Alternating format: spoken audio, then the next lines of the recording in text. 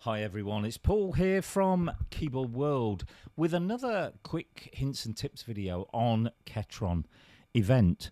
And the idea behind this video is just to show you the incredible flexibility of this product, especially when you're using it in a live situation. So rather than have everything pre-planned, is doing things on the fly, because you can get so much variation with minimum effort. Now, to illustrate this, what we're going to start with, we've chosen a factory style called Jazz Bossa. And let's just have a listen to it. Really nice style, got a really nice groove to it because we're hearing real drums and there's a lovely real guitar part in there as well. If we exit to the main screen and we go to view and modeling, this is where we can see everything we need to see about the style, be it the drum element, the bass, the chords, what the lower voices are, etc. What we're concerned about just in this short video is the drums. So I can see it's using real drums called Bossa 158. That's the original tempo it was recorded at. Doesn't mean you can't stray from that tempo. You can probably go sort of 40 beats a minute down and 40 beats a minute up, but that's the original tempo, and the A stands for its variation A of that pattern. Over here on the right hand side of the screen we've got two grooves. Now a groove is additional percussion instruments that you can add to a style, and you can see here, and I've pre-selected this, I put conga, bolero 1 and shaker 2. But if we just remind ourselves of that style, I don't think I can hear either of those elements. Simple answer is no, I can't hear them. Why can't I hear them? Well, that's my choice, because in the little boxes underneath I've said only bring those elements in when I press the variation button.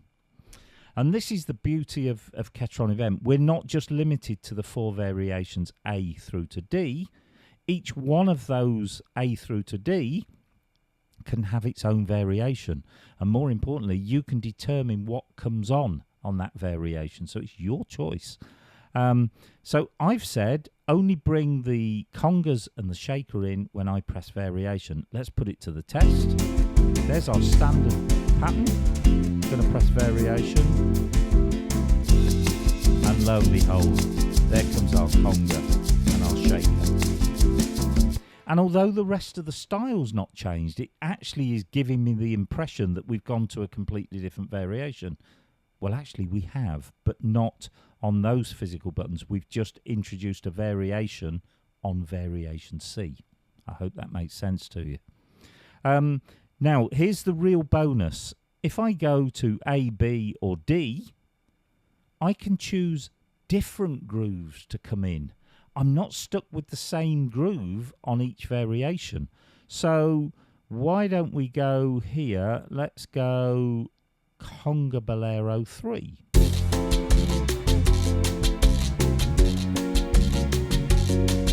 Nice, yeah. And instead of the shaker, if we look, I've actually chose a gyro, which is another Latin American instrument. So go back to C, you can see conga bolero 1 and shaker 02. Go to D, conga bolero 3 and gyro char 3. So this makes this incredibly flexible. So that's our style sort of taken care of, and just 2 variations there. Now let's go to the sound. So I've got factory jazz guitar. I'm not using fancy edited voices or anything at the moment. We're just using factory data.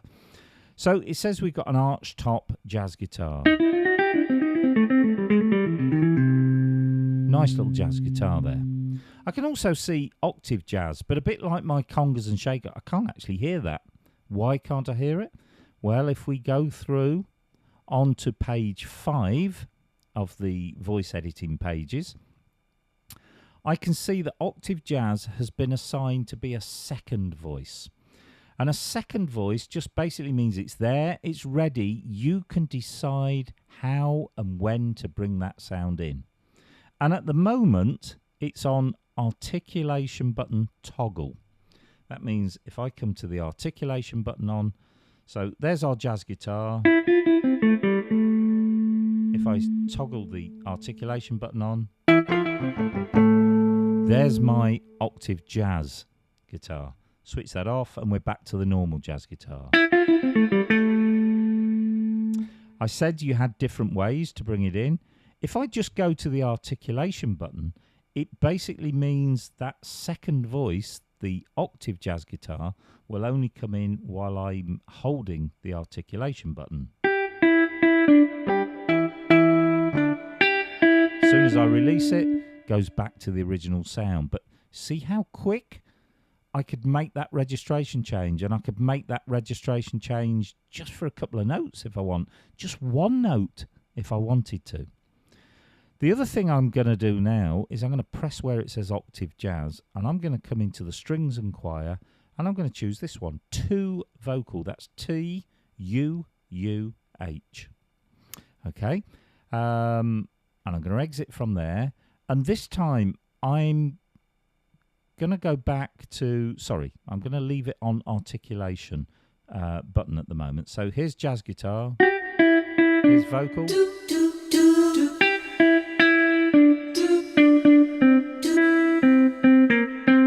Hear how quick and briefly I can just bring the other sound in. That's great, but that's not what I want on this particular occasion. I'm going to assign it to the modulation wheel, and this is where the magic really starts. Come back to the main screen. There's my jazz guitar because the modulation wheel is pulled right down towards me. If I move it up, you will slowly but surely hear the vocal sound come in. The further I push it, the louder the vocal will get and the quieter the jazz guitar will get, till we go all the way to the top, and we'll end up with just our second voice, which is the vocal sound. So you're going to hear this sound morph from one to the other. Here comes the vocal.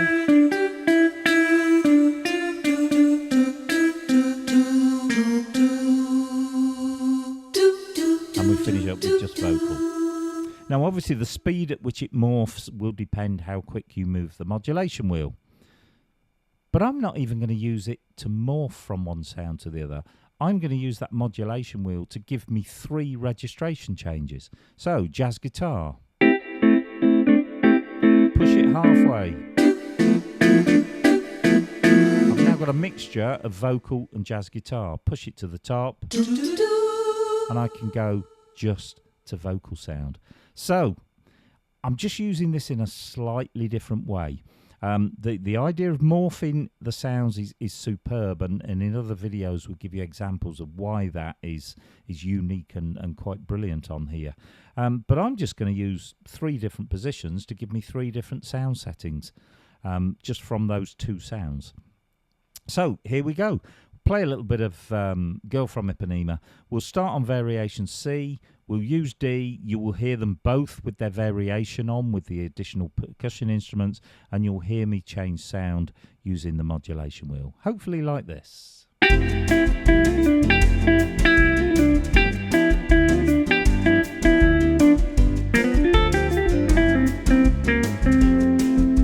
our variation on. Bring the vocal sound.